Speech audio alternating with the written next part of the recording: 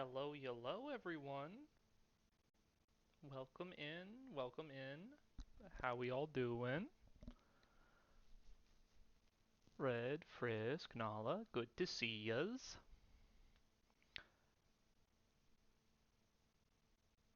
I'm wondering if I sound any different to you guys because I'm actually using a different headset because my old one got packed up with all the moving stuff dying because of the heat. Yeah, I feel that, buddy. Honestly, it's between being super hot outside or raining like nobody's business. Like we've had nothing but constant rainstorms this past couple of days, which is kind of nice. It helps to cool things down a little bit, but at the same time, like it's more rain than we have any reason to have. You sound fine. Okay, well that's good. Fine is good. Give me your rain, your rain. Relinquish it to me.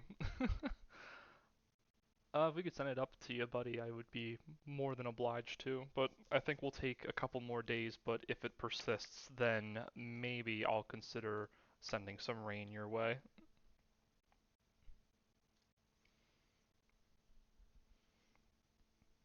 So how's everyone been? Oh yeah, I didn't stream Thursday. So it's been a week? Dang. Yeah, reason for no stream Thursday. I had plans with family, and because we're nearing the moving date, um, in about less than 3 weeks now, it's been a lot of just packing and making sure that everything's situated here before the move. Shame I won't have my narrator. What do you mean by this? But other than that, things have been pretty good. I hope you guys have been having a good time. What's new with me, honestly? This is I think this is important to share. So growing up, I was never one for fast food, so I never really like frequented like McDonald's or Burger King or anything like that. But tonight, Gunny prepared a homemade McRib sandwich, and I I rarely ever ate McDonald's, so I never knew like what the original McRib was like. So um, I'm here to say, unfortunately, I don't think it's for me.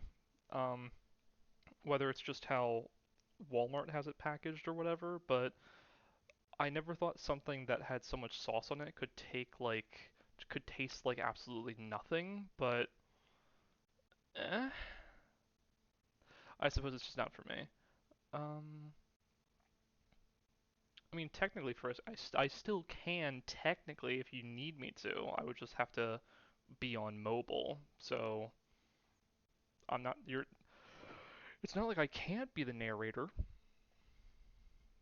because that would probably be fun. And they always have to have Deltarune always has to have like one character in a chapter that is like stand out with like their performance. Like I feel like chapter one, if it wasn't Rules Card, it was Lancer. Chapter two, um, if it wasn't Queen, it was definitely Birdly. Birdly was just an absolute annoyance and funny as heck. Oh, wait, what am I saying? Spamton came out in chapter two. Spamton stole the show, in my honest opinion. Loved Spamton. Um, three was chapter three. Yeah, chapter three was TV time because then four was with Gearston. So four we had Tenna. Tenna was just Spamton, but talk show host as opposed to like back alley snake oil salesman or personified pop up ad is a better way of describing him. Four we had Gearson Boone. Oh my god, love, love the old man. I love him so much. So chapter 5 is bound to give us at least one character that's going to stand out in some semblance. And I'm looking forward to it.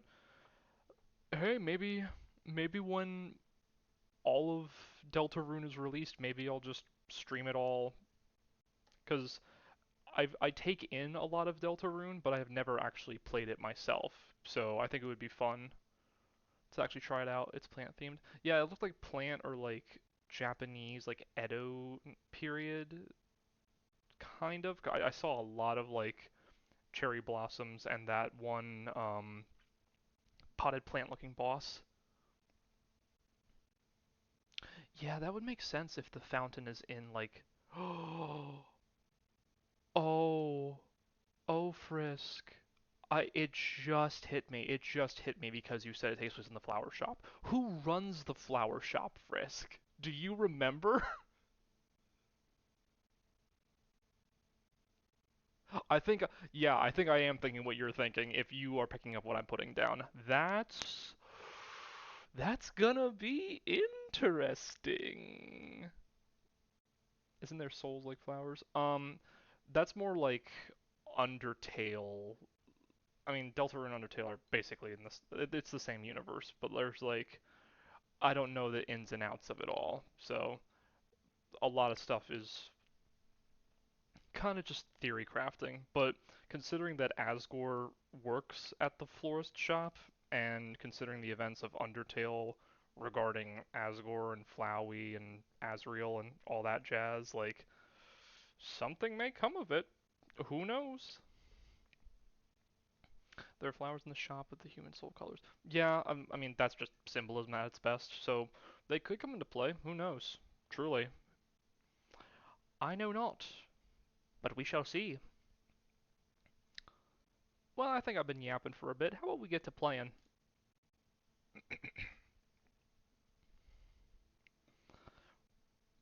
But I'll probably yap while I play anyway, so you get the best of both worlds. Let me position all this. Oh, right, we need a change of scenery for this game. Hold on a moment. That's more like it. We get the full screen for this. Ah, it's good to be back at the library. I still love how it just immediately brings you right back in as if, like, there's no need for loading, you're just in it. So cool. Okay, let me get situated here. Do let me know if the game audio is a bit too loud. I think I did my best with balancing it, but feel free if it's too loud or if I'm too quiet. I'll be sure to adjust it accordingly. Okay, so... Oh, well, you two. You two are right next to each other, and that's looking like... Nope, that's similar, but not quite.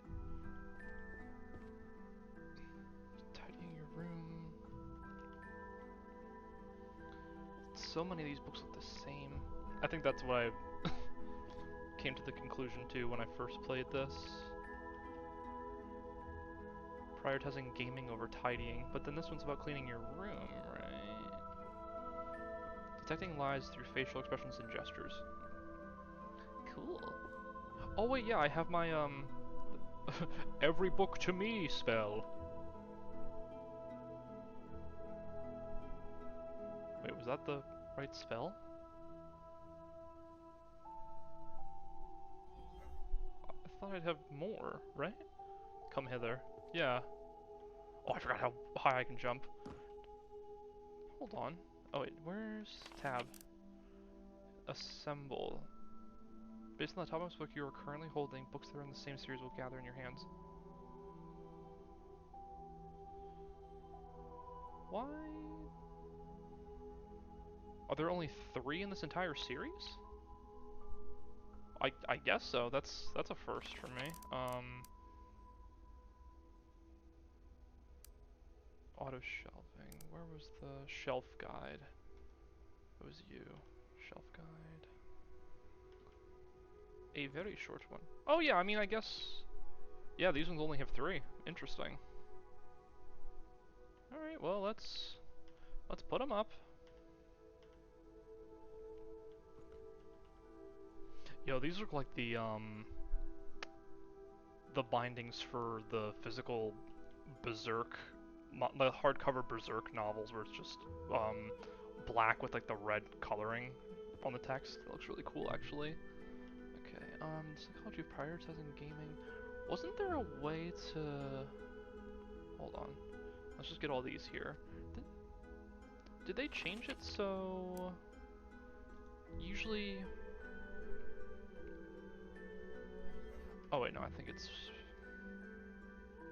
Title... Book list. R, that was it. There we go. I don't really need that, but I just figured. I'm gonna read the psychology. Probably on the second floor somewhere. Yeah, psychology 2I. Yes, I have 2 eyes in order to see. What's it to you? 2I. H.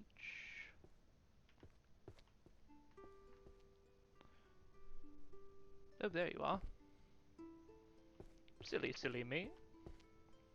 Okay, and then... Nope, that was the wrong one. That's auto shelf.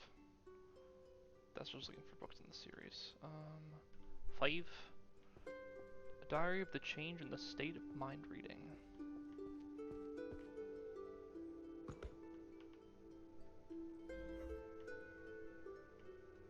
Whoop. Oh, it's literally... Alright, well, looks like this one I'm doing by hand. Not a problem.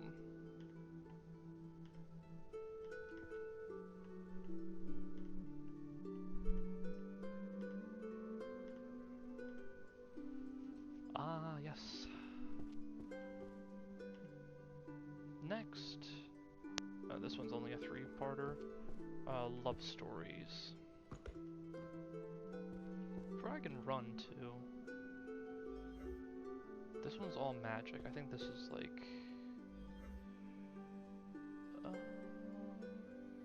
History... Romance novels, 2L. Also, I was curious. I did look at the achievement list, and there is actually an achievement for this game to not use any of your spells. Oh, it's over here. Whoopsie! And I can't begin to imagine how someone would go about playing this game legitimately and not using any of these spells to assist you. That is just crazy to me. But I'm sure in some sense it'd be pretty therapeutic, just taking the day to organize all this and doing it your own way without really having the easy way out, but that's for a future serial exploit. Inescapable illusory space. Illusions. Illusion is 1 eye. The eyes in the J look so similar to me. I should be here then. Yep. Let's auto shelf. There we are. I'm also playing on a different monitor as well. I feel like the second run would be faster knowing roughly where everything goes. Yeah, I'm inclined to agree with you there, because like, you have a better layout of the library because you've seen it fully completed, so you probably have a better idea of things. Magic and evolution. Civilization. Where do you go? Right here? Yep. Okay. I know at one point I just had this, I was trying to like color code or just do something a bit fancy like, but now if I just see an open shelf, I'm kind of just obligated to put it in the right spot.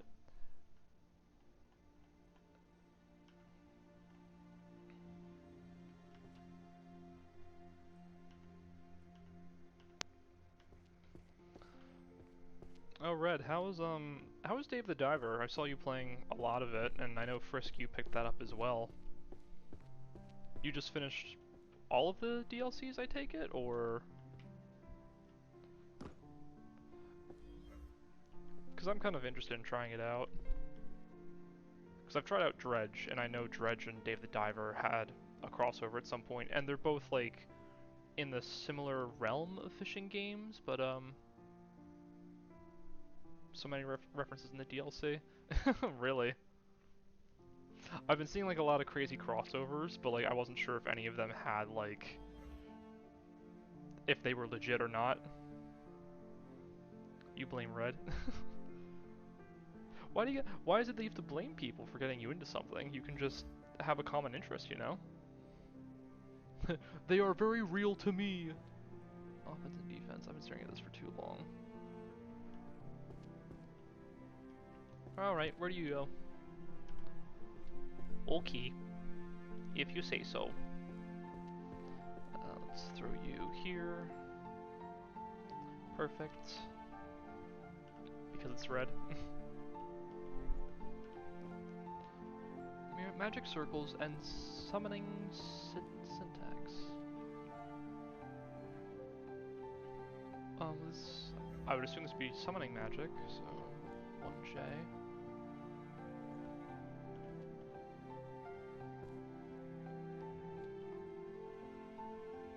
Let's see if it glows. That's my real tell.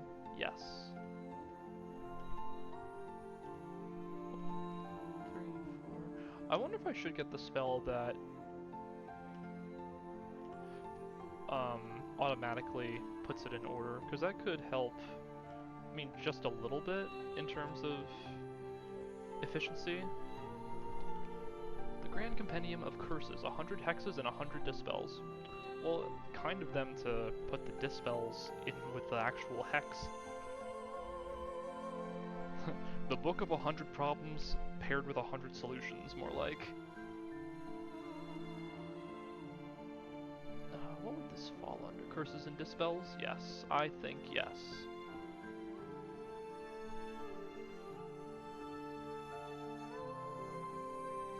Yes, that would do rather nicely, I say.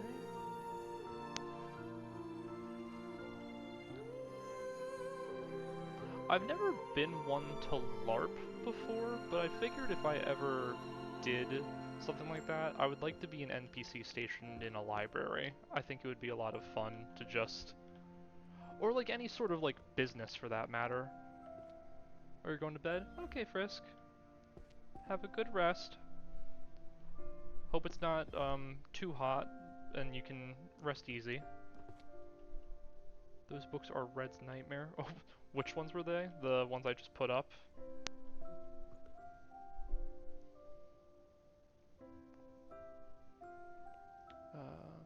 Research of adventure party tactics. Got early shift. Well, do your best. That's all we can ask of you, buddy. And hope work treats you well. Adventure... Travels or dungeon? I'm not really sure... I'm not sure where this would go exactly. Well, good thing I have magic for that. Wee. 2F, really? Okay. It's been very stressful. Oh, I'm sorry, buddy. Just take it one step just take it one step at a time and breathe. You got it. Management. Oh, that makes more sense. We can actually do these now because we have this spell and we know where these go.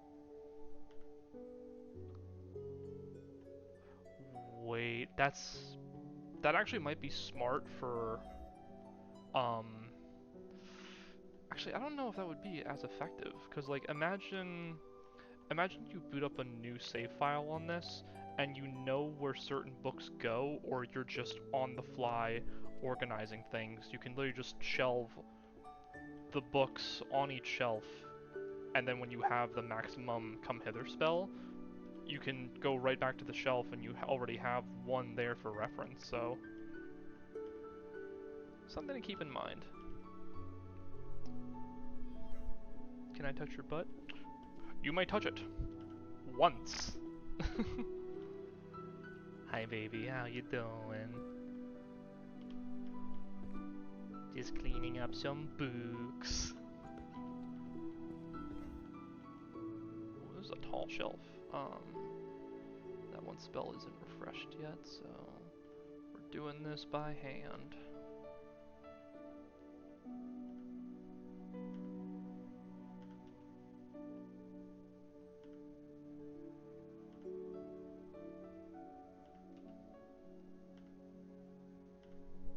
Yeah.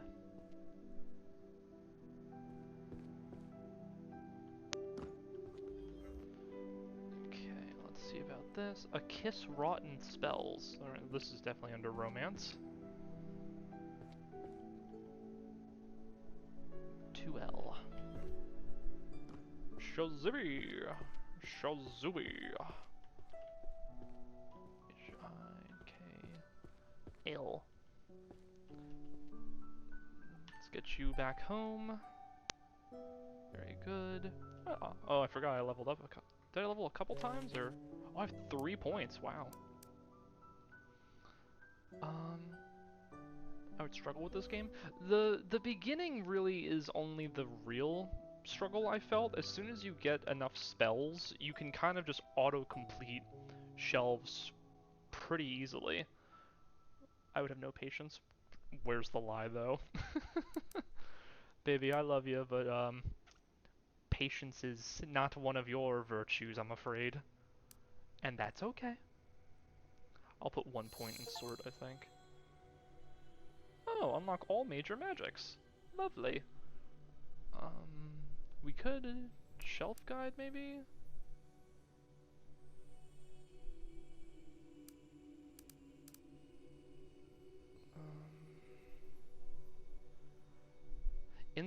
I feel like insight we kind of don't really need to invest in anymore because we have assemble. So I guess I'll do shelf guide and auto shelving so that they have more time up. I have really bad OCD. Frisk, if that's the case, why is it whenever I see pictures of your bedroom it's in complete disarray? I don't mean to self-report you with that, but well, I'm self-reporting you.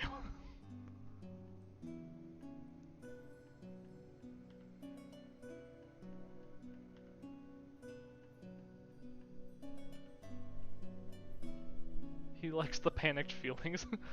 I like to have the OCD present in my life. You know how like some VTubers do like the rate my room thing? You just send them photos of your room. I kind of want to see Frisk do that. See how they react. Detective the Reaper. Oh, I still got these guys here too.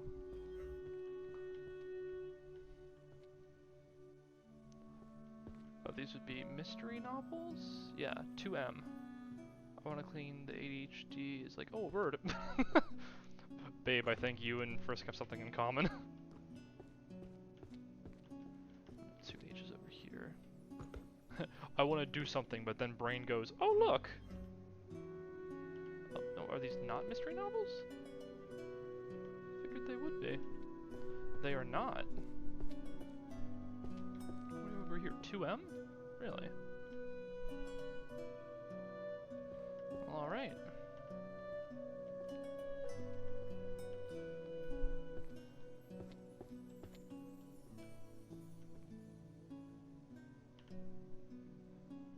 Oh, wow. If I'm really... Yeah, so that's why they're on such cooldowns, because if I am really quick about it with picking up books, I can do multiple shelves before the skill has to refresh. That's really cool. I will start doing it, then get very distracted. See, I can kind of relate to that, but at the same time, when I have a task in front of me, I want nothing more than to complete it as quickly as I can, or just get it done so that I don't have to think about it anymore. So, oh, excuse me. That's just how my brain is wired, unfortunately. And sometimes I get in like a bit of a panic because when I want to complete the task but I'm given another task or told to do something else, then I'm split in 2 different directions and I just feel compelled to finish what I did, but I understand the urgency of the other task, and if my body could split into two different beings to get them both done at the same time, I think it very well would. Magic for last minute commuters. Oh, up here. 1, 2, whoop, 2, 3. Complete 50 rows. Excellent. Alright, let's grab this. Let's do this. And our shelving spell should be almost done. I started cleaning, then got distracted looking up lore to something. I mean, I've certainly been there and done that. Sometimes you just gotta have the answer, like, there and now, and everything else can just wait. But you're slowly cleaning. Hey, every little bit counts. Drawing moving characters, beginner level. Is there an animation? Maybe art? I'm gonna go with art because it's about drawing, so it clearly must be about art.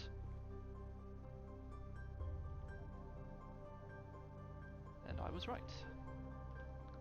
5 divine dragon summoning. This goes down here. We can quickly auto shelf. Nice. Oh, when these cooldowns are just gone, this will go by so quickly. I'm telling you. Oh, and let's just reorder. Yeah. Oh, nope. Come on. Oh, come on. Stay. Your home is there. Go there. Thank you. Thank you very much. Yeah. What kind of magic work? What kind of magic works best for job hunting? I need this tome more than anything right now.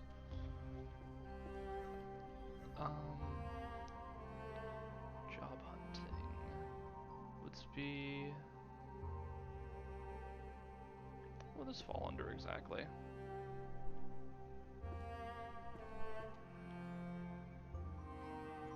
I keep forgetting too, I have a couple books over here I need to do.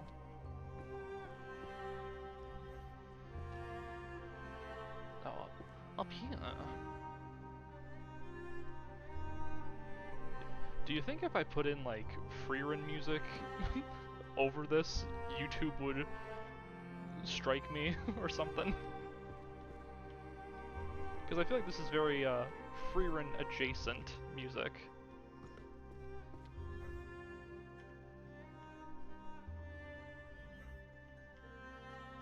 This isn't the right one. Is this one about weapons? It's this one, okay.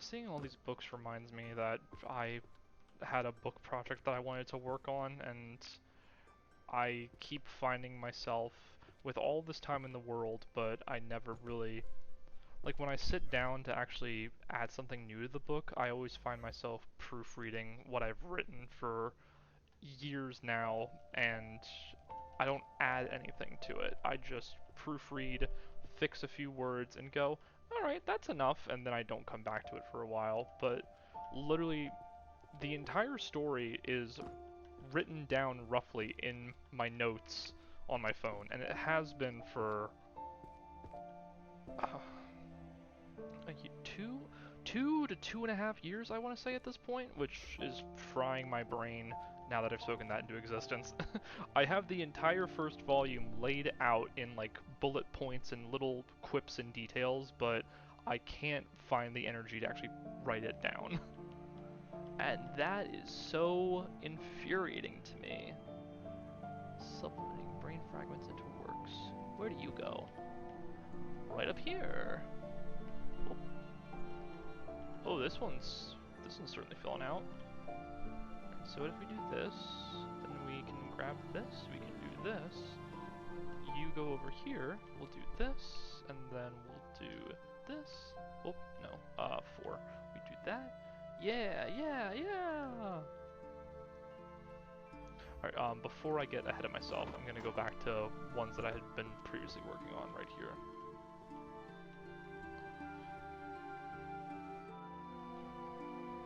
But yeah, I think it's also unfortunate that the way my brain works is I like stories to flow from beginning to end, so it's difficult for me to have the plot in mind in such broken pieces. Like, I know how the pieces will connect, but it's a matter of having to write it all down first, and I prefer to do things in sequential order so that I don't leave out any sort of detail. So that unfortunately is my struggle in trying to work on my own book. Is it like, oh, I really want to write this epic battle scene that's been in my head for God knows how long, but I don't want to write it just yet because I have to build up to that point. And yeah, sometimes you want to write romance, sometimes you want to write like an epic war, and sometimes you want to write these little like meaningful like soft moment character interactions. And if you can't with my brain, if I can't get to it and something is in the way, then I have to cross that hurdle. But I feel like that's the struggle that any sort of like writer or artist or anyone doing something anyone with a creative passion always runs into that sort of roadblock, unfortunately. Oh, you go down here. You'll go right there. You will go up here.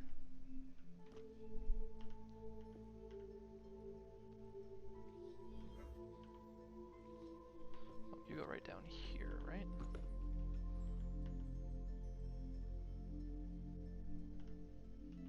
Yeah, that'll do.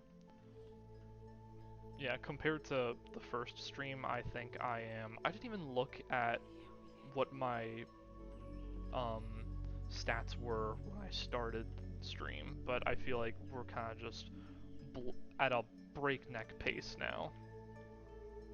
At least I like to think so. Studies in the history of magical civilizations.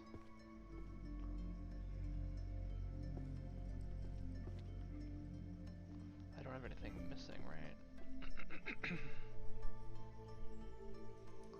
Yeah, I feel like the first floor is primarily magic, and then this is all just like history and such. It certainly does snowball. Well, here we go. Whee!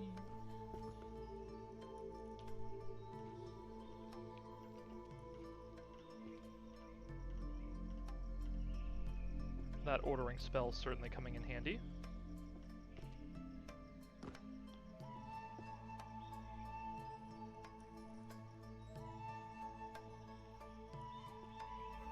Oh wait, did I hit the button, or did that remain active because I picked up a book while it was still active?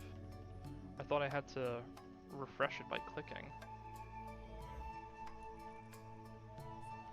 Oh, whatever the case. Thankful it worked out the way it did. Alright, let's see where you go. Perfect lines and circles. The secret to drawing in one stroke.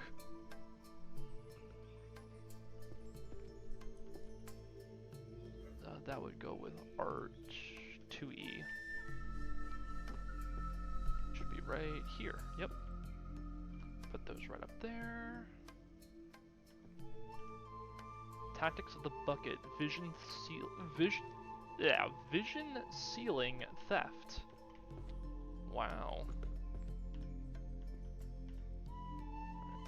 Don't have this up yet. Now we do. These will go up here.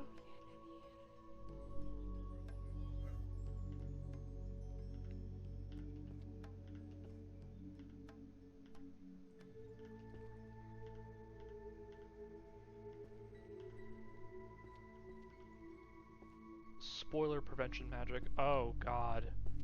This would be very important to have for like big like pivotal moments in anime that you just can't get to at that time. Whew. I could use some of these. Spoiler prevention. What would this fall under?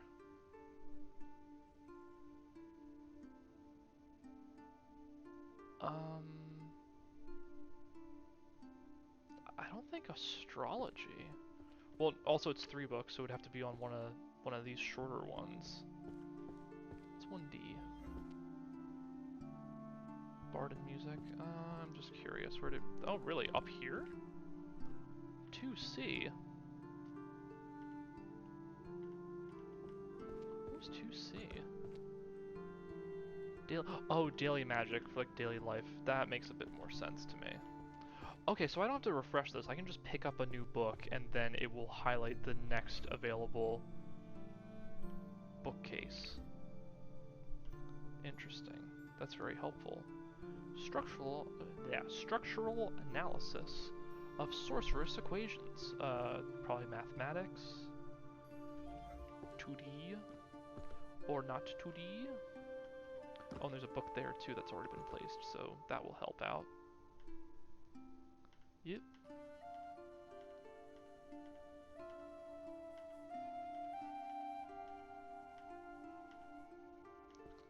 We got a level. Easy math, magic representation theory for a 3-year-old. God.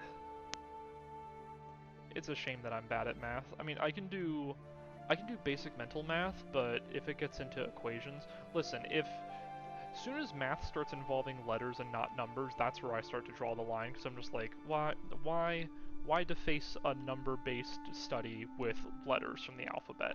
If you're an English major, then letters should remain with the English language and not into silly equations and the like, in my opinion. I actually, funnily enough, I took a course in college because, like, I wasn't good at math. I took math for liberal arts, and I truly can't explain how interesting it felt to be in a class like that, because it made me feel like I was the smartest in the room because I couldn't believe, like, the equations that I was being assigned for homework. And I struggled to call them equations because they were mostly just like sentences, and then you had to discern like what part of the sentence didn't add up, and I'm like, this isn't math, this is reading comprehension. This is reading comprehension disguised as a mathematical equation. Oh, these are romance novels for sure. No, 2L.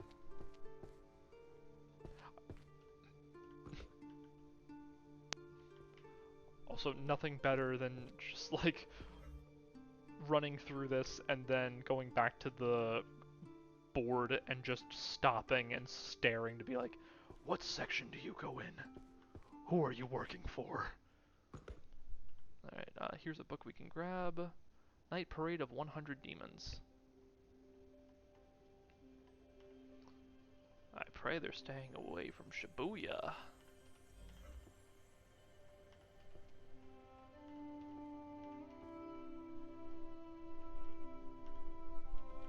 Okay.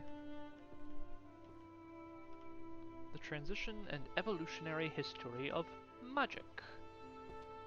History.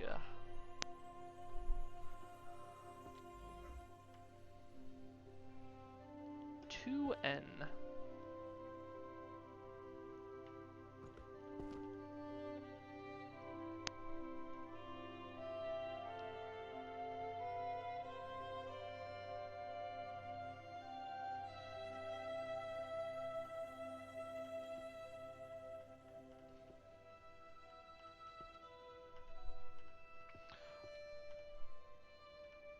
Also, if you guys are interested in future streams, I think that I have an idea of what I want to stream once this game wraps.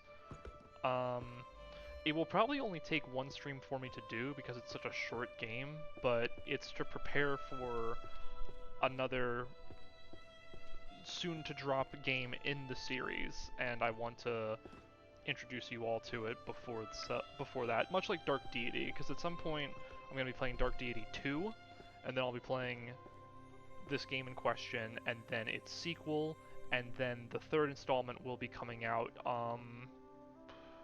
actually in a couple of weeks, so I would really like to get it on the radar and probably streaming it as soon as possible, because it's such a fun game and I don't want to see like any spoilers for it, especially because it's a mystery. I would like to discover it for myself because I've fallen in love with the story and the characters. Status buffing and nerfing. This would be...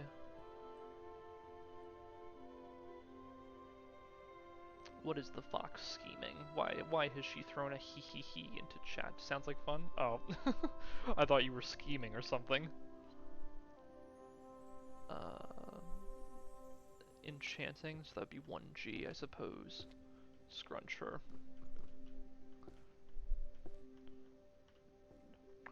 If she does not behave, she will be scrunched and then squished. Oh, apparently it doesn't go there. Alright, guide me. Alright, you're over here then, I suppose. Mage hand, scrunch the Nala, and when you're done, squish. And perhaps afterwards, just to be sure, scringle. Yeah, that'll show her.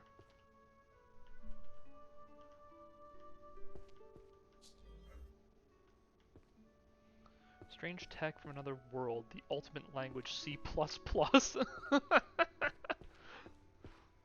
So mean. I don't know. It might be justified course of action. Explode Nala? I think that's a little too far. Squishing and scrungling and scringling is fine, but explosion? That's messy business. I don't know if we can do that exactly. Strange tech.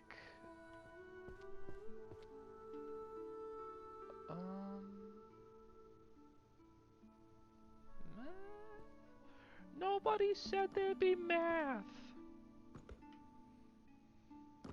Wash her. I'm sure she showered.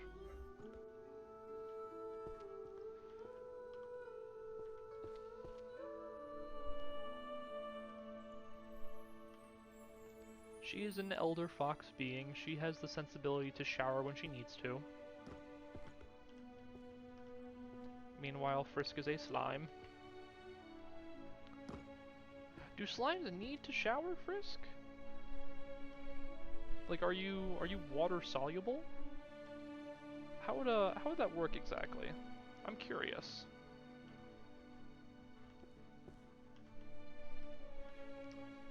Practical everyday magic. No, wait, that was it was like daily something. Or was it over on the second floor? What is jurisprudence? What is that exactly?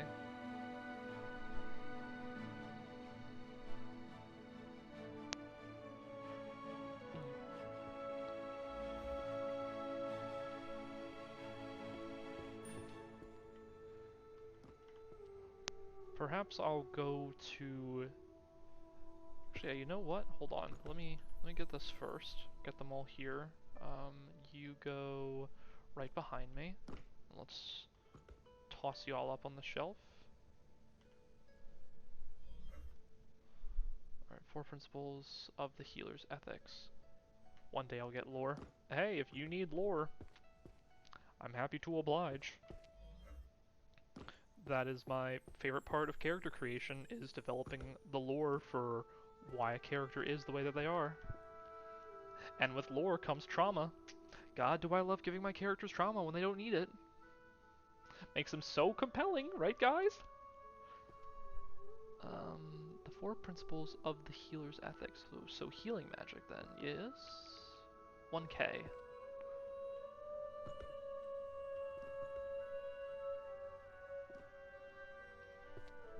Well, this section's almost done, it looks like. Oh, wait, no, I ordered you. You're already in order.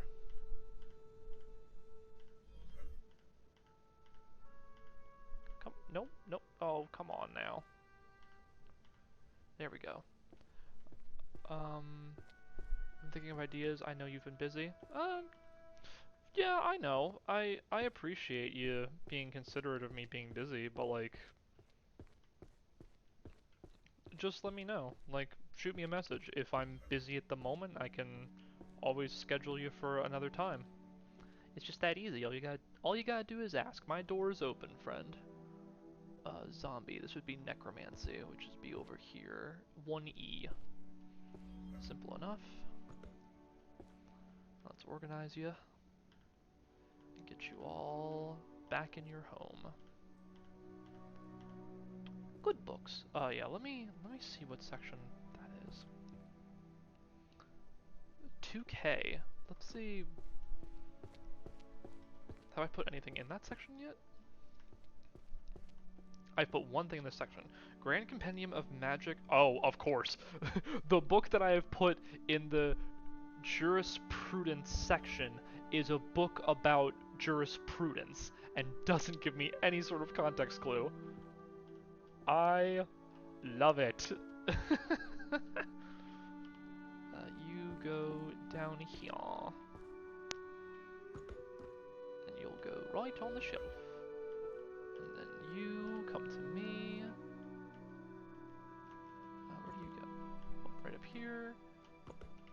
Oh, bumped my head. Up we go. Ethics of magic, responsibility, and restraints. You'll know it when you see it. Yeah, I figure at this point I will. Let me... 7 points? Oh my god. Did I really put up that many? I thought I was getting like a point every 5. Every 5 shelves. Well... Insight we won't be investing in you anymore, I don't think. Auto shelving is nice. Shelf guide is good too. I'm gonna put 3 into each of you. And then what would I need most at this point? Cooldown's 50 seconds. This one's 10. That would drop this to 25. Auto shelving's fine. Shelving I can do myself, so... I'll do shelf guide. Yeah, this is good. At this point, auto shelving and shelf guide I'm just going to be investing points in, I think. And then... Yeah, sorting I don't really see myself doing because I can just do that manually. And insight is no longer useful to me because I have assemble maxed out, so... Once those guys are done, I think we will be breezing through. Okay. This goes here.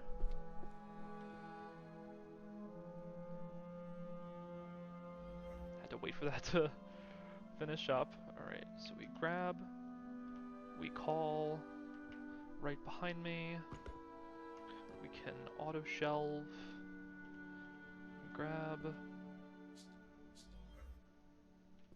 Oh, this just goes right here too? Oh, fancy that. Almost a fourth of the way done. Yeah, you're right. And that goes over there. Oh yeah, that lasts for a lot longer. I actually really like that.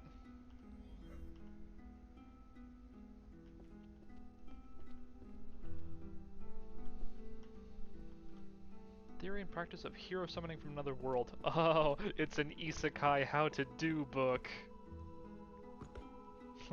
How very much like a light novel. I will give it this though, I do, as much as I rip on Rising of the Shield Hero as an anime, I do enjoy it. Does it have low points? Yes, but I love the characters.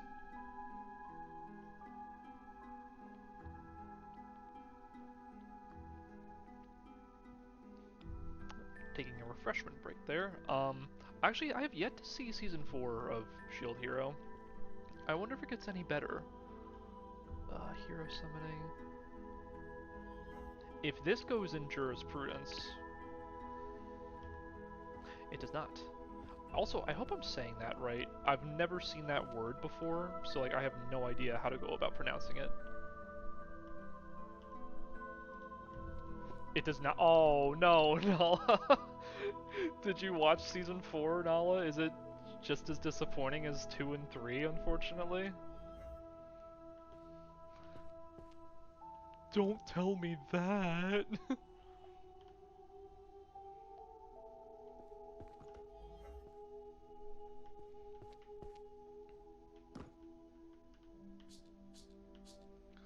I've seen a friend that I have a friend that raved about it. Isn't... Actually, no, I guess... Can raving be thoroughly disappointed? Would you consider raving to be in a positive sense or a negative? Because it's like, sometimes I hear like people go, critics are raving about, and that's usually like in a positive light. But also I feel like, um, rave is positive. Okay.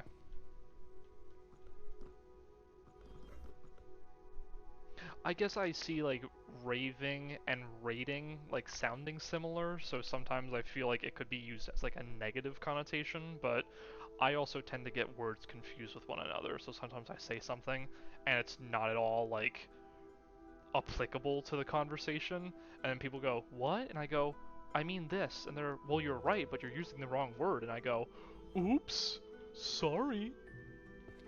Genesis theory and interpretation via imaginary numbers. Would this be math?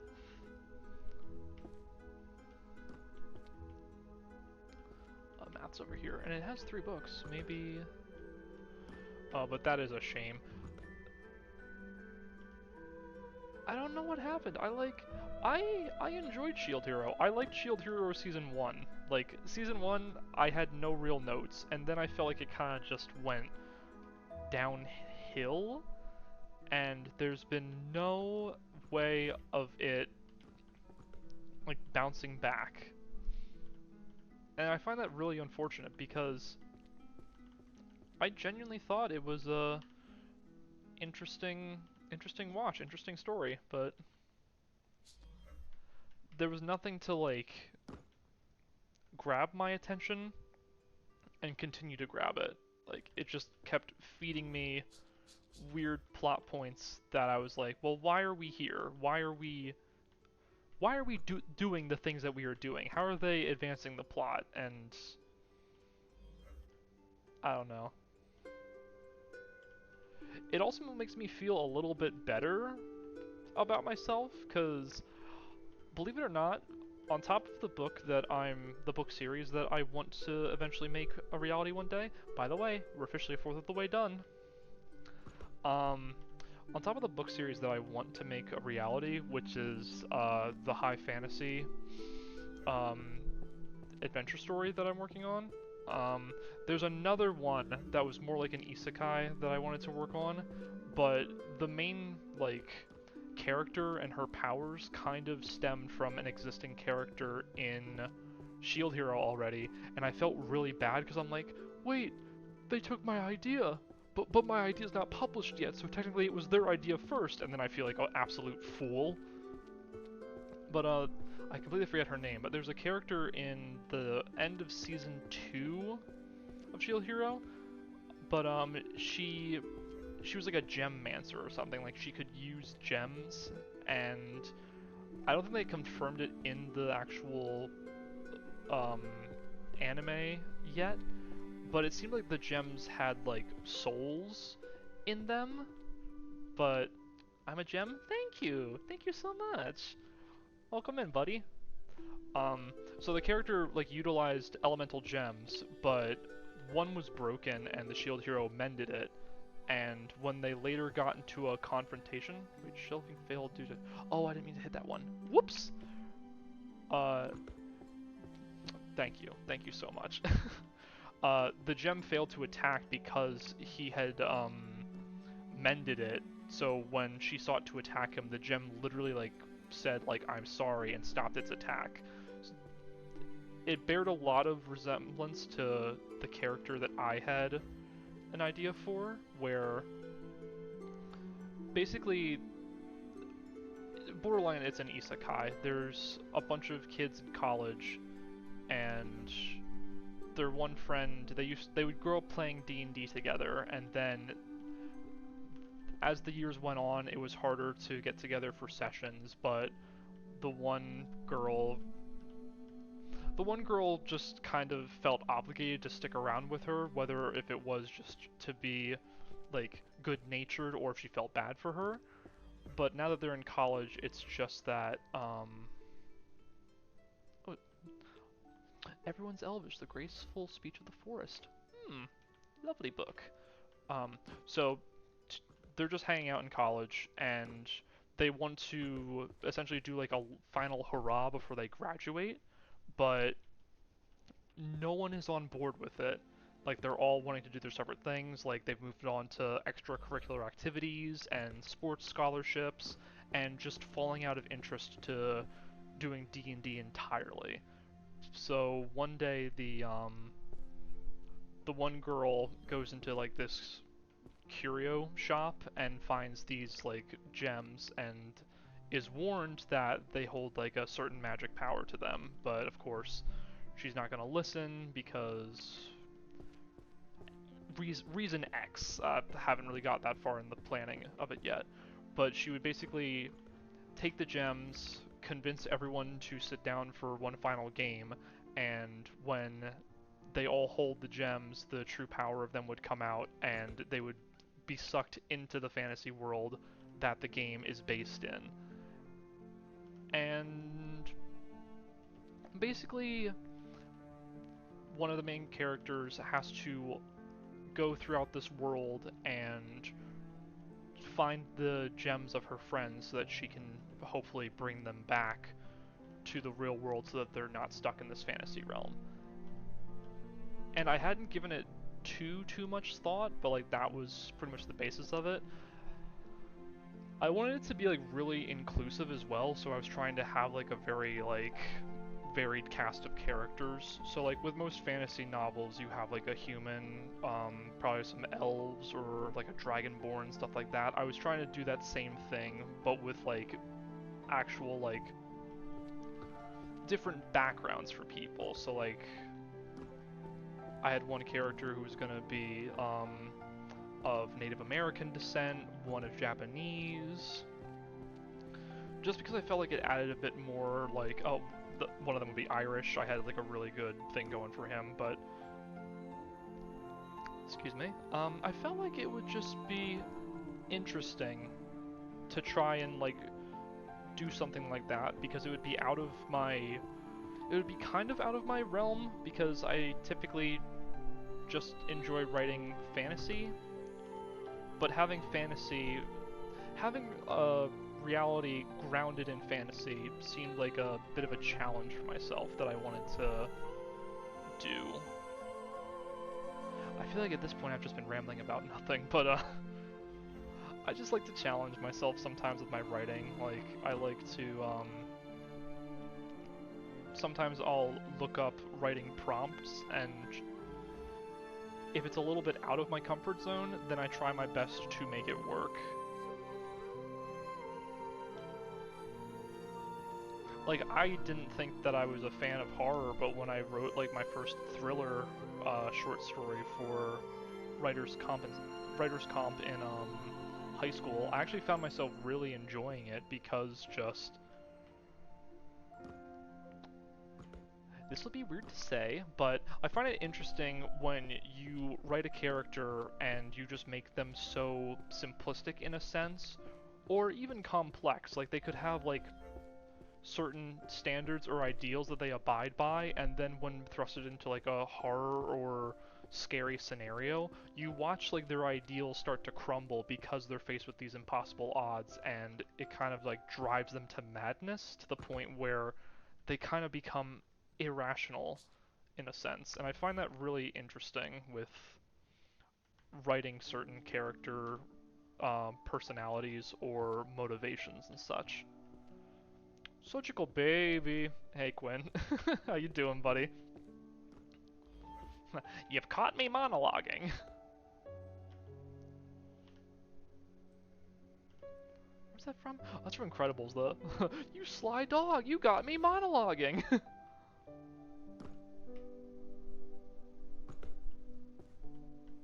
goes here? Oh, sure does. How you doing, Quinn? How's your night going?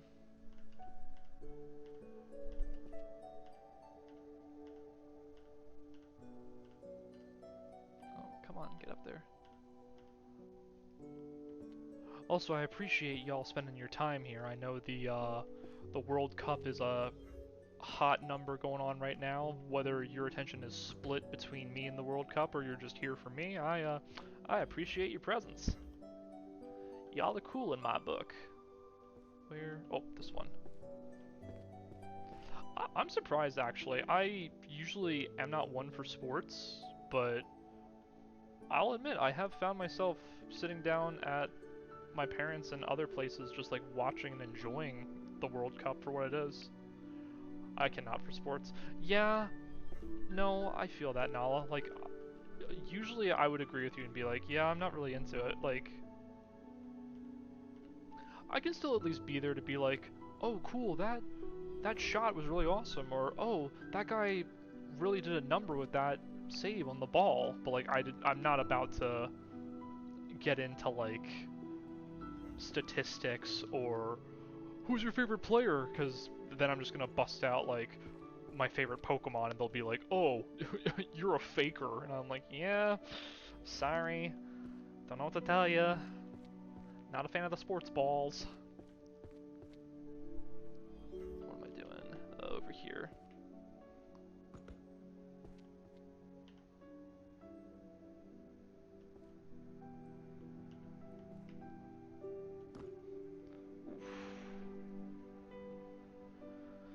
Do a little crack of the hands and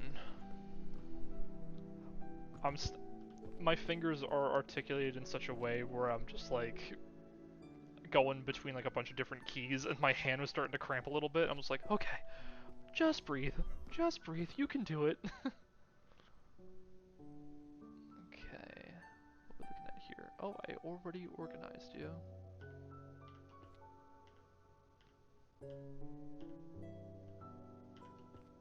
Whoop.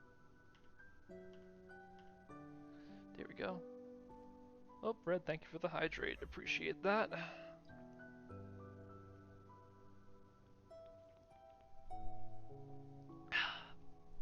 It's more the atmosphere than the game for me. That's fair. Yeah, I mean, if you're among people, I will give it to the people that are working on promoting sports, because I saw a commercial that was like describing just how sports bring people together, and it was like it was kind of stereotypical where it's just like America's favorite pastime, soccer, and it's just like all these people like being like really excited. Wait, what is this? They worship an invisible entity known as Wi-Fi. That's funny. Um, but it actually struck a chord with me because the way they presented the commercial was in a way that made you feel like sports unified people in a sense that we're all rooting for the same team, but even when we're not, it's all for like the sake of sportsmanship. And I kind of I don't really know how to word it per se, but I just found it really compelling to see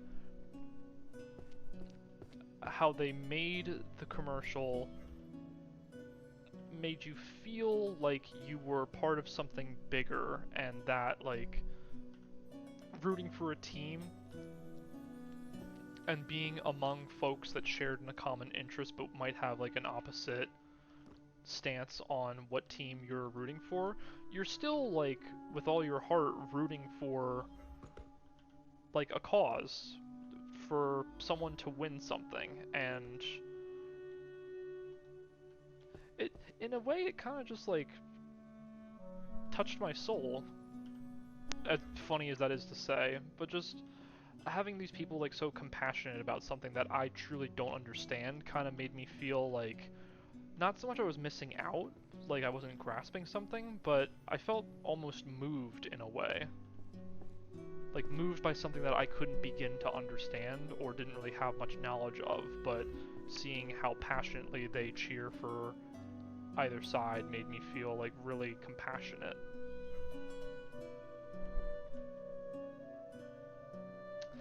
I might just be talking nonsense.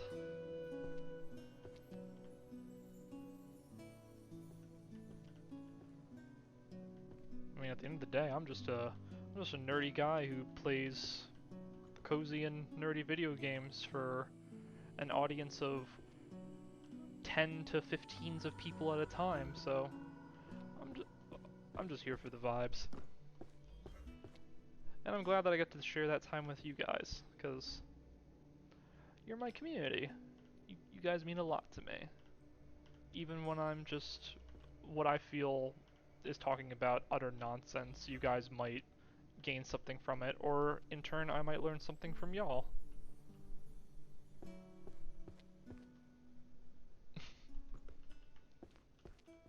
Pat, pat, pat, pat.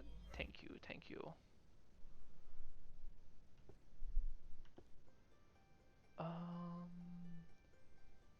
Alchemy... Oh, Alchemy Codex, it literally is in the name. I'm like, where would this go under? 1N.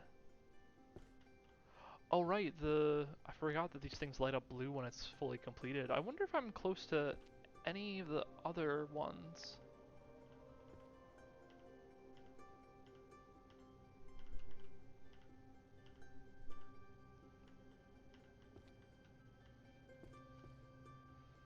Also, I forgot if I mentioned this last stream, but the work on the live 2D model is going along rather swimmingly. Um, I'm constantly in touch with the artist, like practically once a week, and she keeps giving me updates, and it will probably be finished towards the tail end of October, early November, but I'm not in any real rush to see it, but once it's done, like, I can't wait to show it off to you guys, because she's putting a lot of love and attention to detail into every part of it, and that is all I could ask for, really. Oh. Okay. Game lagged just a smidge there. The cozy months. Yeah, September through to December I like to describe as the cozy months, even like the start of January, whether it's cozy, cool autumn or like roasting by the fire in winter. I live for those months. I don't mind the summer heat. I would just rather prefer winter over summer. Magic ring that steals reason. Is this like an alchemy tool or something? Perhaps?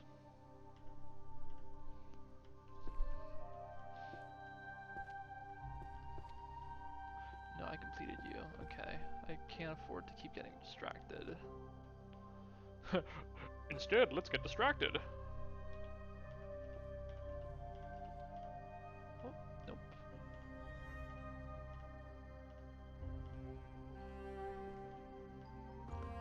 Okay.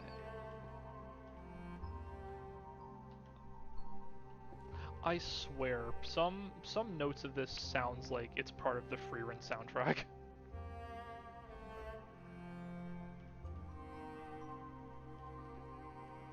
I guess it's just the instrumentation that they use.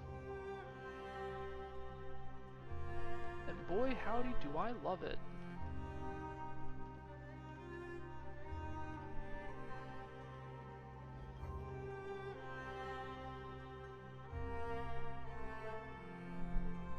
He just doesn't want to wear shorts. Yeah, no, that's true, that's true. I do like wearing jeans and sweatpants as long as I can.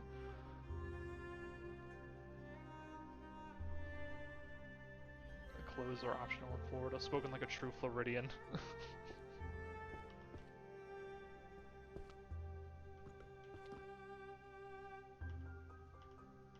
Dude, I swear whenever we visit though, like, I feel like you operate under the guise of clothing optional, because usually you're not wearing a shirt whenever we're hanging out.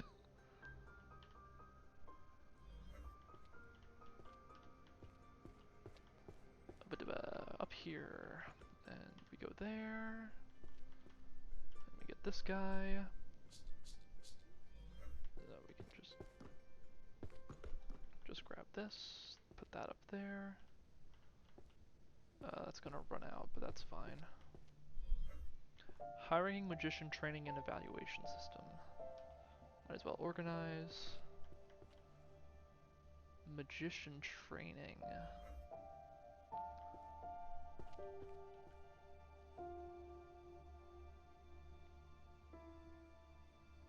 Daily magic, maybe?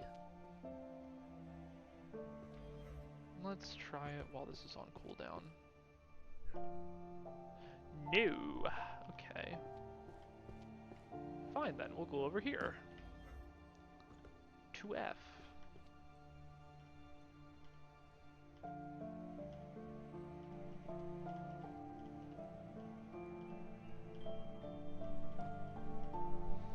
Career opportunity, graduated from the Magic University, got 0 job offers. Some of these books. That reminds me of, there's an anime out there. I remember hearing about it forever ago. I watched maybe like a couple episodes, but then it was one of those like, it's not really like, it was nothing too impressive, so I dropped it. I think it was called something like, it was like one of those long titles where it's like, I defeated the Demon Lord, so I reluctantly decided to get a job. Or like, I failed to defeat the Demon Lord and reluctantly got a job. Something along those lines. And it's just about a dude working at a convenience store, and he's like a retired hero because his party beat the Demon Lord. He's like, well, what do I do now? Well, considering how much society has changed and now there's no longer a big bad evil guy, I have to make a living somehow. It was just kind of silly. One of those like brain rot anime, if there ever was one. Is this one glowing? Yes, it's this one.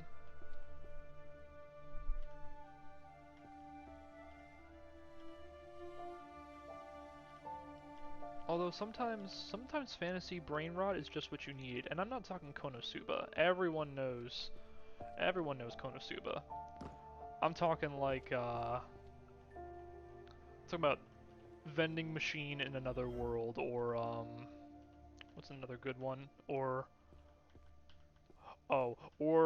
Ya Boy Kung Ming. That one's funny. That's a funny anime if I ever seen one. Also, banger of an opening. If an anime has a good opening, I'm gonna want to watch it based off of the opening. Because if at least I'm disappointed by the episode, I can just boot up the next episode, ride that high for a little bit, and then just settle in and go, oh yeah, the plot's kind of mid. But it's just a banger. So I can't be that mad at it.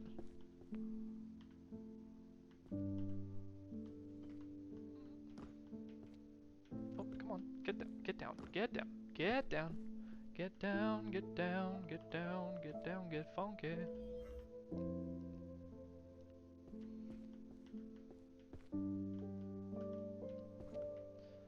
To me, my books.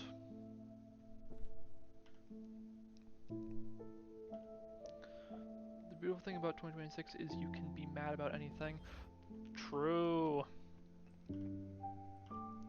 It doesn't even have to make any remote sense. You can just be mad at something that doesn't make any logical sense, and people will go, why are you angry about this? And it's like, I don't need to tell you why I'm angry about it, I'm just angry about it. And they go, fair enough? Roses are red, violets are blue. Such a simple title for a book. Will this be romance? Is there one for poetry? I guess we'll throw it in romance.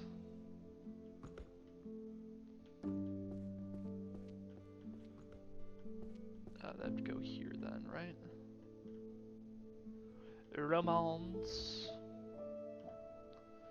Okay, the Book of Arcane Bows, Magic-Infused Arrows. Well, that's archery. That should be... Was it 2A? I know it was one of the... 2B.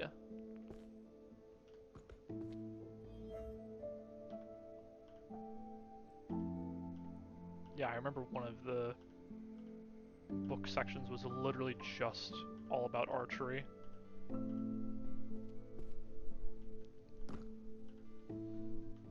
I'm more interested in tomes than I am books per se. But a magical, I just realized what I said. I'm more interested in tomes than bows. Bows, not books. But if they had an arcane bow, now you're talking. Magical warfare. Where do you go? All the way in the back. Yippee! Okay, and you, sir. Going down here. Summoning magic for beginners. Astrophysics for morons.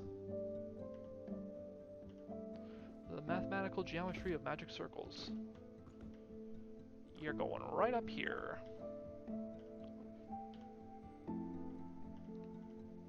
Then you are going right next door.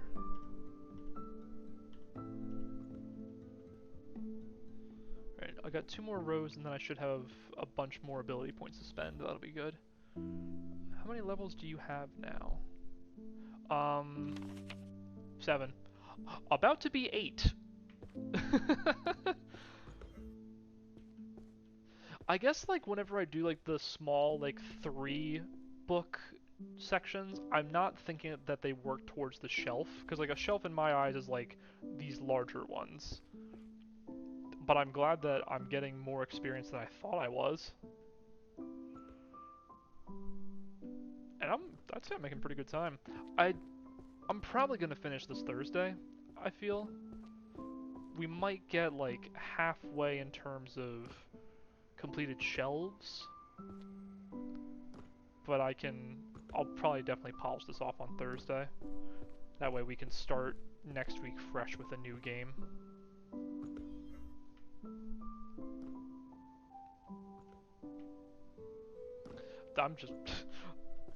I was just whimsically jumping around there. I don't know if you guys saw that. I went non-verbal and was just pacing back and forth. Like, I have no game plan whatsoever. I'm just lost amidst all this knowledge.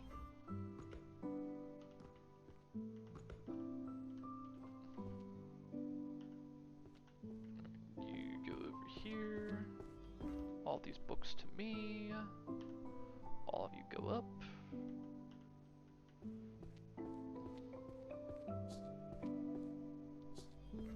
Alright, you're going over here.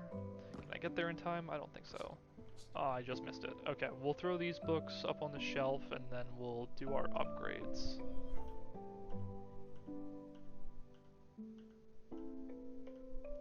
Perfect. Okay, I'm no mathematician, but...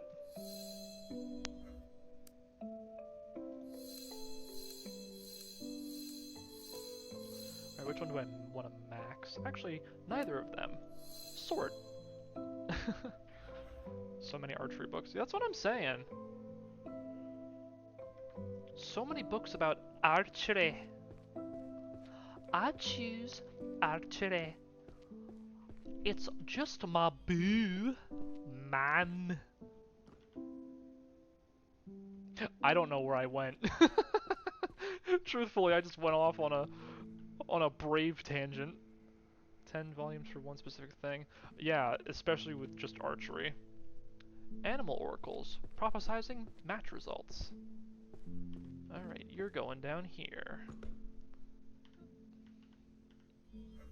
Alright, and then you, the complete summoning grimoire.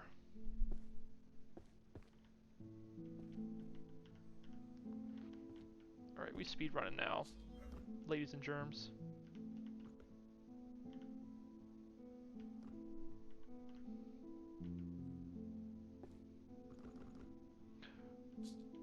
$120 books on just archery. Yeah. It's impressive to say the least. Oh cool, this goes right here. Oh. I love when like the books fall right out of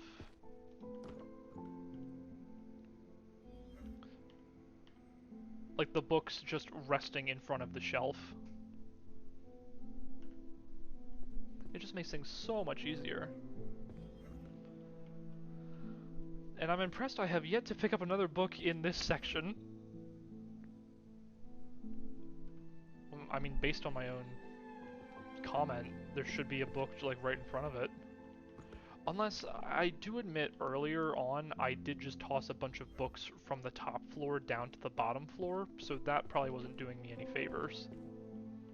I might have jumbled a few of them up. Well, let's check here. Nope. Oh, but you are right here. The Psychology of Backseat Gaming. I know more than a few people in my life that need to read that book. Oh, come here. What am I standing on air? What is this? Okay. This one goes right here. Auto. Perfect. These go right here.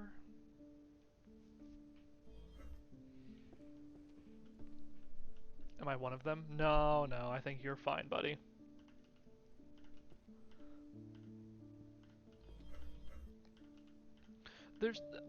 I'm gonna go on this rant now. Can I be one of them? If you keep along this line of questioning, then you sure can be. That's a rant I kind of want to go into. There's a difference. Oop, wrong button. There's a difference between like being passionate about a game and sharing that passion with someone, and then there's a thing about just liking a game, someone else is playing it, and then you feel the need to explain everything about the game backward and forward, in and out, with them so much as asking for your help. You're just doing it out of habit. That's... If they don't ask for your help, or they don't ask for tips, tricks, and spoilers, then you shouldn't be in the realm to provide it, in my honest opinion. Like, I feel like games are meant to be enjoyed by people, and having someone just in your ear telling you, like, oh, did you get the legendary Vorpal sword from the super secret hidden boss? You didn't? Oh, how could you not do that? That's like every gamer knows that's the best way to maximize your playing the game experience or whatever. Like, it's cool to have those secrets and to learn about them as you play the game, because then I feel like you feel accomplished because you've discovered something and you're able to utilize it to play the game to like your best effort. Having someone just walk up to you and tell you how to do something super secret, it kind of loses the value of the experience in my eyes.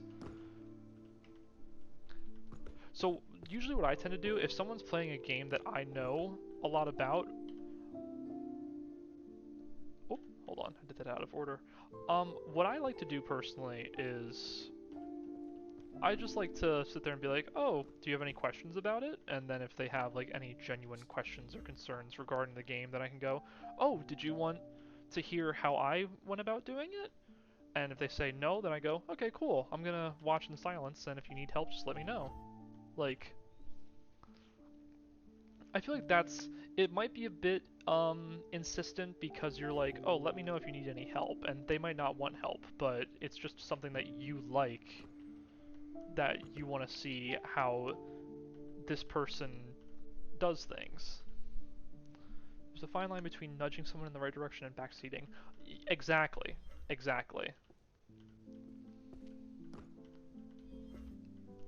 It is indeed a very fine line. Oh, sweet, we got 2 series in this, Alright, so what are these books about exactly? Chronicles of the Magical Court, Law, Foundations of Contemporary Magical... Okay, so maybe it's like... law magic, like the study of law, or like magical law, then. That seems to be the case here. Alright, well, we can max those guys out. Sweet. So it's magic law, then. I see. Well, now we know.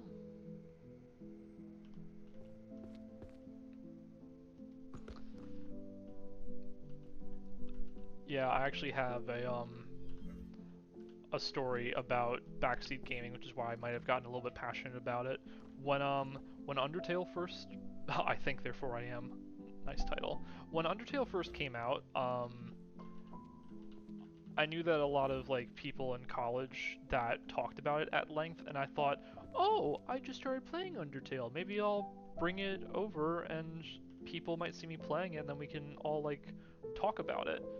And unfortunately, that wasn't the case, because as soon as I started playing, I was like before a boss fight, and I was hazed on my equipment, my inventory, and how I was fighting the boss. And this was my first time encountering the boss, so I didn't know what to do. So I just had like 3 people behind me watching me play the game and just critiquing every little thing that I did and telling me how bad I was at the game. And I'm like, I literally closed my laptop, I turned to them, and I went, this is my first time playing the game. And then I walked away. Because I was not about to sit there and just listen to them rambling. Because I don't need that.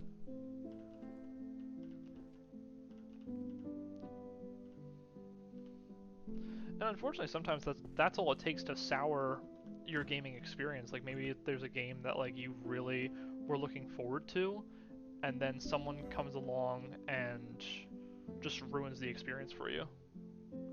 Wait, was there 10 volumes of Backseat Gaming? God, I hope not. Where was that?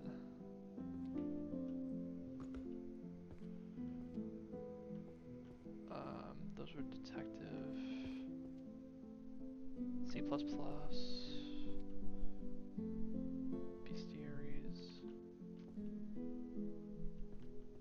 Oh, that's romance. Where was the Backseat Gaming? What section was that?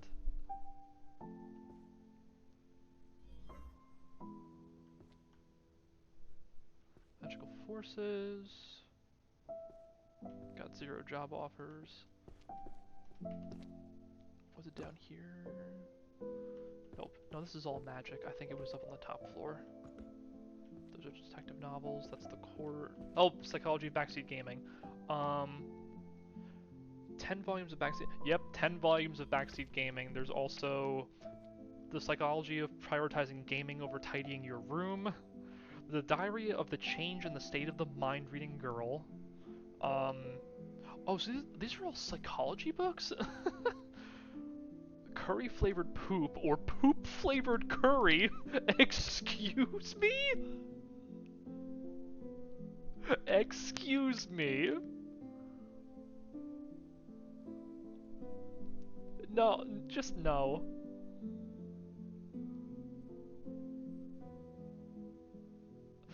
Okay, chat. Let's discuss. Curry-flavored poop or poop-flavored curry? Which would you choose? And why?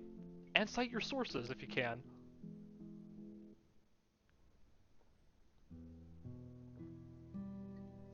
Scrunch. Heard.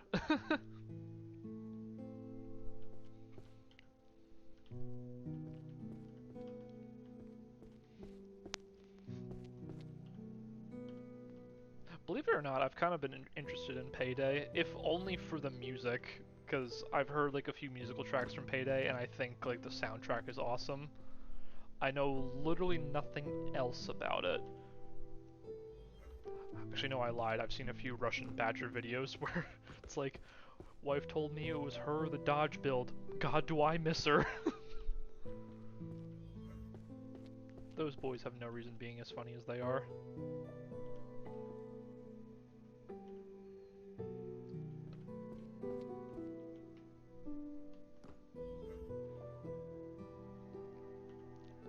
The language of the Draconic, roars of ancient wisdom and primal power.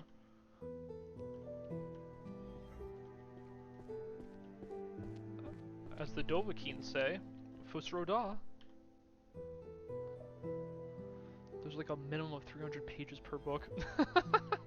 Are you still on like the psychology of backseat gaming and just how many books? Like, I wonder exactly what they would all entail, you know? Because those are some heckin' chonkers of books.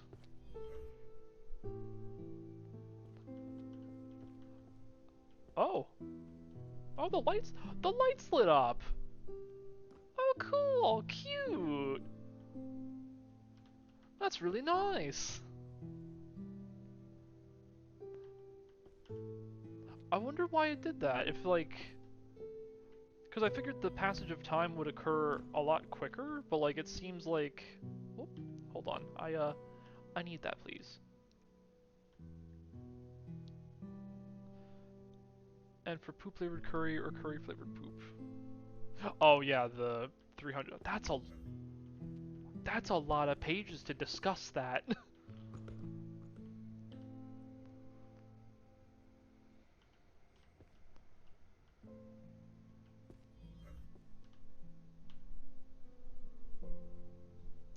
10 volumes. That's absolutely insane.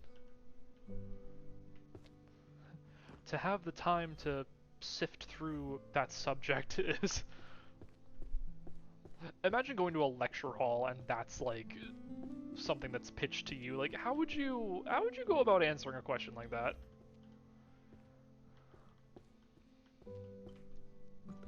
I actually did find something very interesting.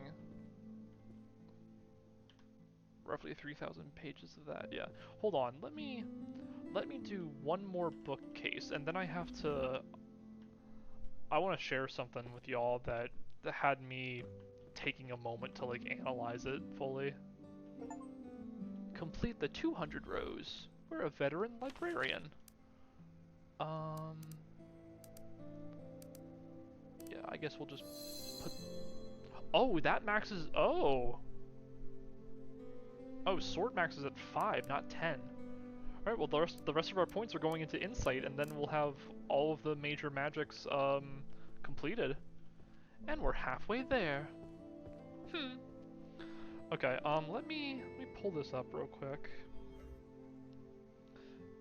It was a couple of quotes that I found kind of fascinating because they were essentially sentences that contradicted themselves. I hope I saved it.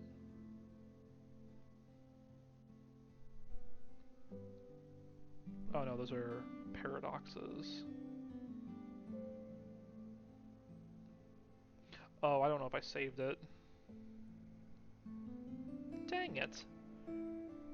I did save some paradoxes though, because I found them very interesting. Like this one. 1 grain of sand is not a heap. 2 grains are not a heap. Add 1 grain at a time. At what exact moment does it become a heap? There is no answer. The boundary does not exist. This destroys every definition of everything. Categories vanish completely.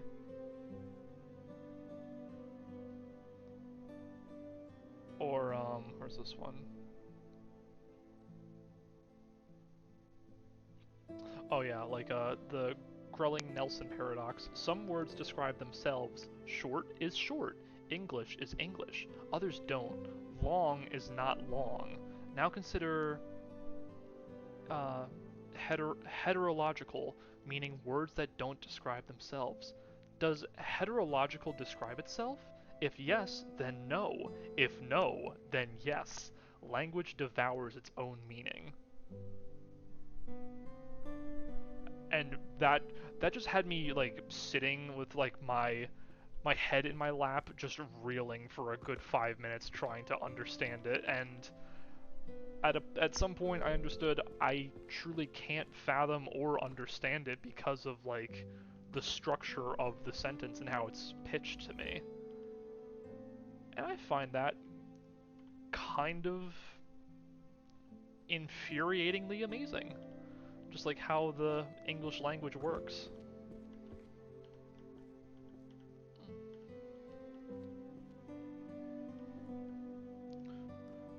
To me, my bookmen.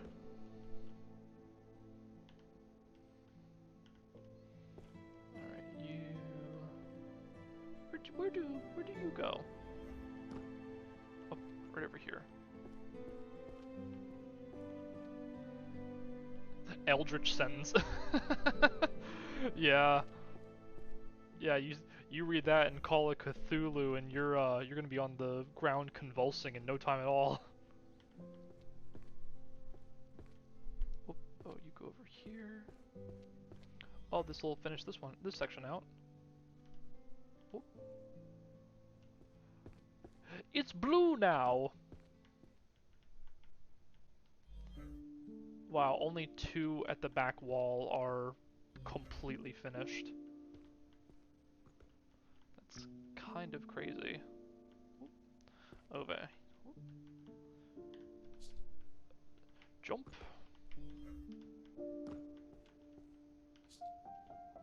Why isn't my... Oh, did I? I did unfurl that.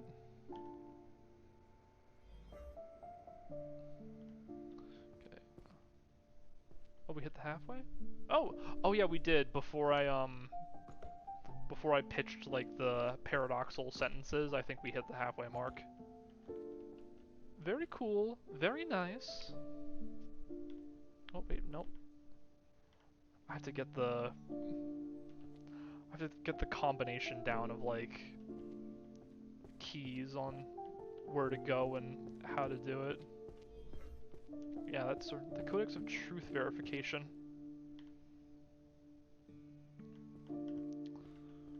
Do you promise to tell the truth, the whole truth, and nothing but the truth? Yes, Lord.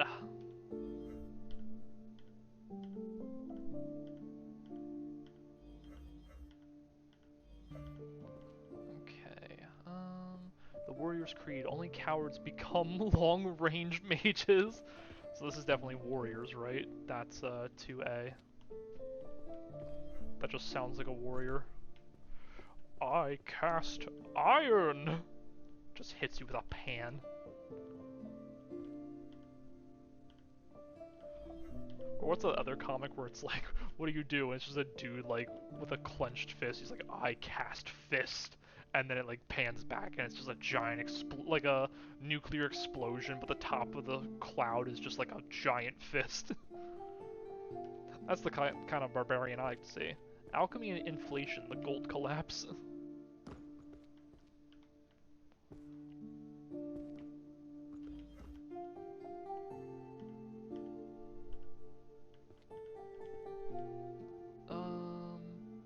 More alchemy. Alchemical tools and laboratory apparatus.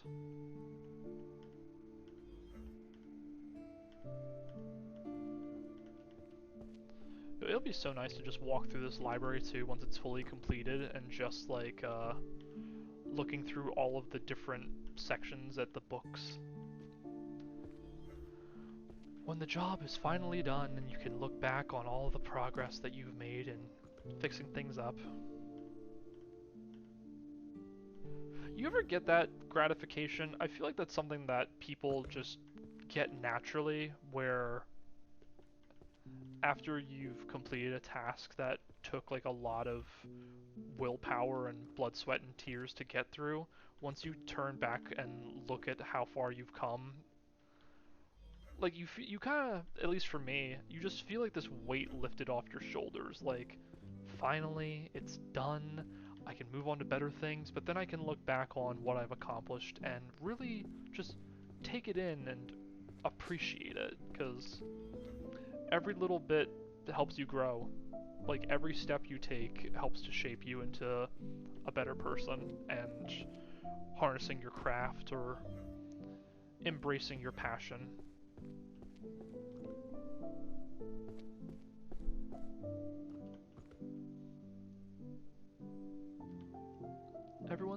Everyone's demonic. Words of covenant and power. Everyone's a demon. Oh, we're close to finishing. I love how it's the back sections that we're almost finishing here. Like I just keep gravitating towards these books along the back wall. Oh. Nope, I need that. Thank you.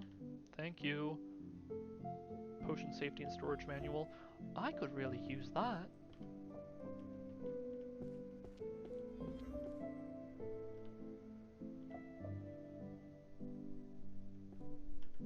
What's this? The Guilty of using strong language from a safe zone.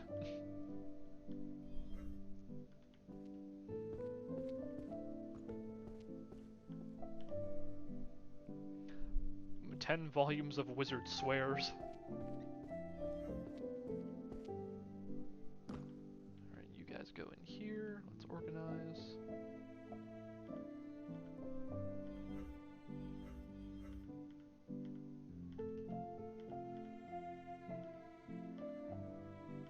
Ooh. I'm messing this up. I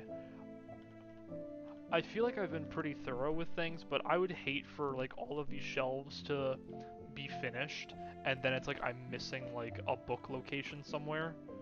Like I've placed like a numbered volume in the wrong slot. I think that would absolutely destroy me.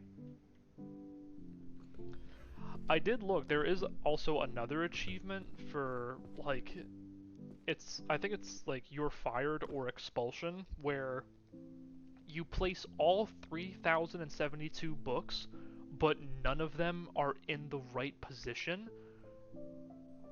I feel like that's its own level of just sheer dumb brilliance of just putting, like, you have to intentionally do that. There's no way that you could unintentionally do that just by throwing books up naturally. I don't see that being remotely possible. But with that in mind, that's saying that this game requires at least like 3, maybe 4 full playthroughs if you wanted to get all of the achievements.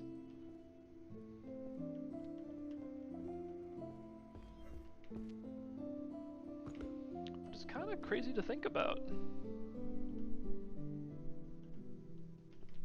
Oh, right below me, eh?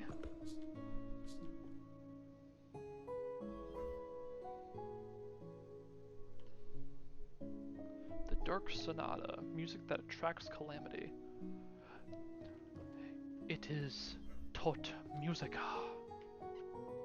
Would be a good rainy day kind of game. Yeah, I agree. I mean, considering it's pretty rainy outside my window, I think I'm well ahead of you. But yeah, I've really been enjoying this game. Optimization theory of dungeon routes. I like that. I would have loved nothing more than to be like in the design room for, because like I know the books kind of have like similar bindings and lettering, but I would love to have been in the writer's room for them to figure out like all of the names of these books, because some of them are just like so clever, and I really admire that. It really grounds you in the world to have, like, it's as if these books could really exist in the real world, and that just, I love that level of creativity.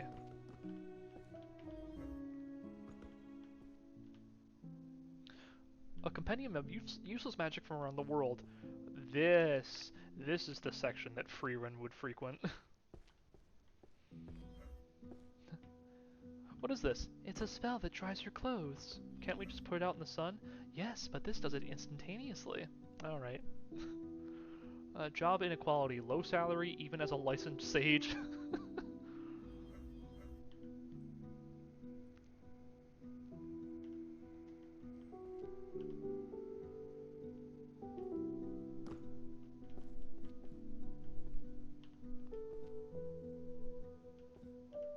Ooh, I love Theory of Everything, grasping beautiful theory through equations. I was gonna say the cover is beautiful, but this seems like a math book, so now it's lost all interest. Where do you... oh, up here. There we are. Well, this is the last 10 volume set here. Oh, 3 more points.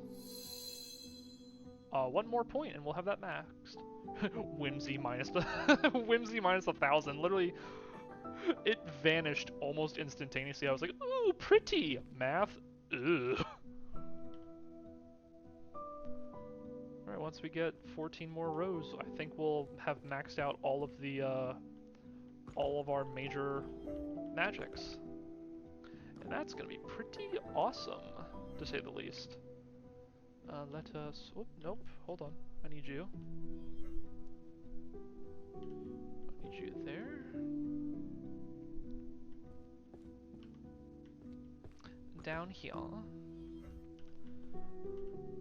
Yeah, you weren't kidding, Red, that this snowballs like so quickly now that we have practically practically all the spells maxed out. It's just a matter of like grab and go.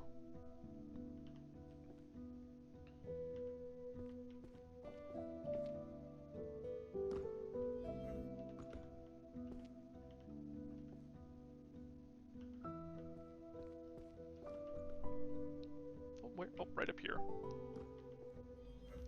Alright, these are gonna be the arcane glyphs and pattern theory. This will be one of the smaller ones. Mystery fiction. The Prospero Code.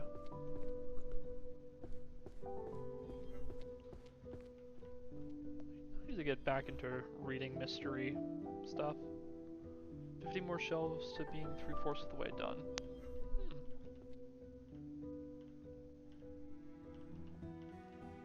Appreciate the live update, buddy. Ecological pyramid of monsters. That should be closer to the front here. Yep. I know the monster section is here. Oh, we're nearly done with the monster section.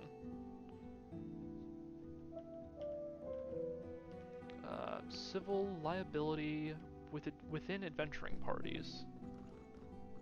I keep getting stuck on the table.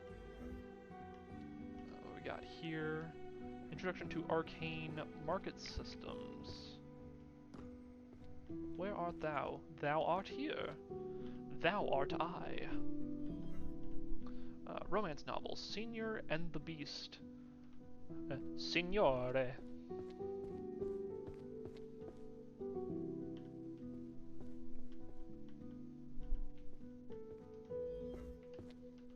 With a title like that, I wonder if it's like a boy love novel.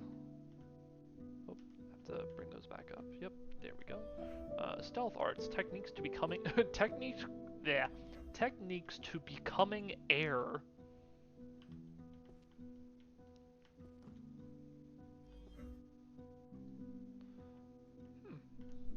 I'm noticing these bindings all have similar coloration to them. Mystery fiction, the pirate captain who stepped down from his ship.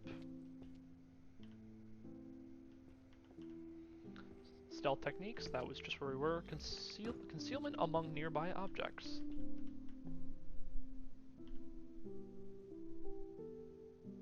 Oh, level up, let's get this. Maxed out all major spell levels. We're in the money.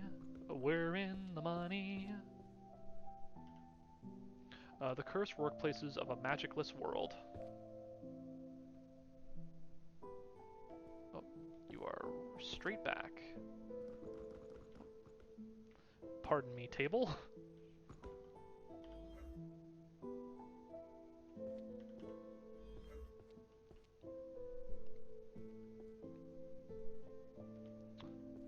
Archery, that was down here. I choose. Arrow of the Shattered Knee. I literally just came across that. That's so awesome. Oh, magical bows. I was just talking about those. Resonance of stars and arrows. Anatomy of the bow and arrow. We need 10 volumes to describe the anatomy of the bow and arrow. From longbow to shortbow. Tactical of applications. Book of Arcane Bows, Magic-Infused Arrows, Archers of the Fairies Pact.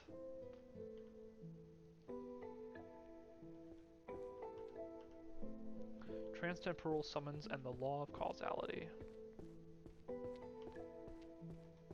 You're gonna go right back here. Oh, not quite finished there. Fundamentals of Archery. Well, another archery book. Fantastic. Ooh, that's not a fun noise. Okay, you will go here. Very in-depth. So, yes, indeed.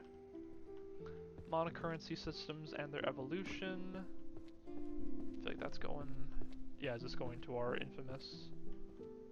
No, not quite. Close though.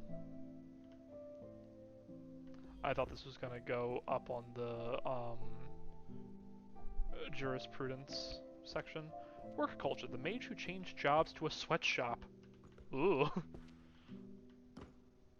You don't say.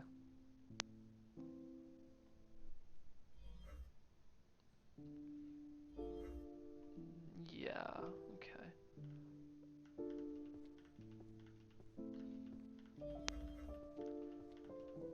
Okay. With that, I think that's a pretty good stopping point as of right now. Yeah, these shelves are looking a lot more full than when we started. I'm actually gonna have to go back to the start of stream and see just how many shelves I started with, because I feel like... Did I maybe do like 200 bookcases worth of work? I'm not sure. That sounds about right, but like that's crazy to think out loud. And if that does line up in my head, then I think one more stream will definitely be enough time to finish this out. Because I don't feel like jamming this all into like one extra long stream. I'd like to pace it a little bit. Plus, I'm having fun. I want to keep having fun with this game. I don't want a good thing to end too soon, so I think that will be a good stopping point today, ladies and germs. Let's just step back to the tavern for a moment.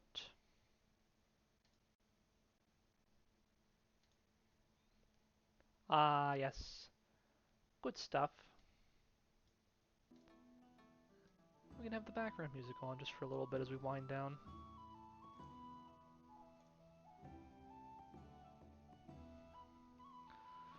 Again, it's so weird having this new setup to get used to, because my old monitor was absolutely ginormous. Like, it was essentially like a small, like, television screen was my main monitor, and now I've gone to using something that's about like a third the size of it. So adjusting my eyes and like where to look and how much I can see on screen at a time has been like, I wouldn't say a struggle, but it's certainly been interesting to say the least.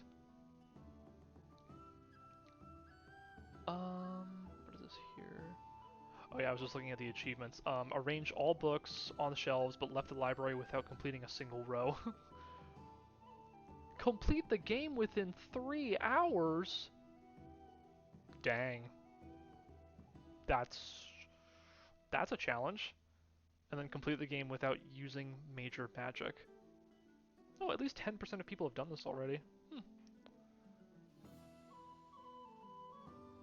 Well, at least people are finding enjoyment in taking the a more lax approach and taking their time with it. We love to hear it. We love to see it.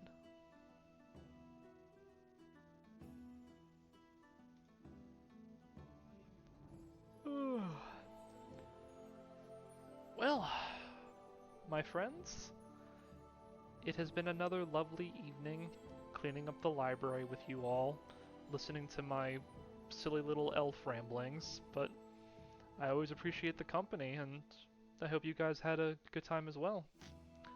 I'll be seeing you this upcoming Thursday, where we will undoubtedly finish fixing up the library, and from there next week we're gonna delve into we're probably gonna go into like a bit of a mystery kick in terms of games. So if you haven't heard of them before, the Detective Grimoire and Tangle Tower mystery series is what's coming up next. It's a super fun, creative, imaginative mystery series that I hope you all will really enjoy alongside me. Scooby-Doo, let's go. Hell yeah, absolutely. We're gonna Scooby-Dooby-Doo up in here. And I hope you'll come along with me for the adventure to solve it alongside me. Even though I already know how it ends, But it's fine, it's fine, it's fun, it's whimsical, and I want you all to provide your speculations in chat on who done it exactly. But for now, the tavern's gonna close up, so I welcome you to take your leave and come back when we reopen. And be kind to one another, have a great evening, and I'll see you all back here in a little bit. Take care, friends. Bye bye.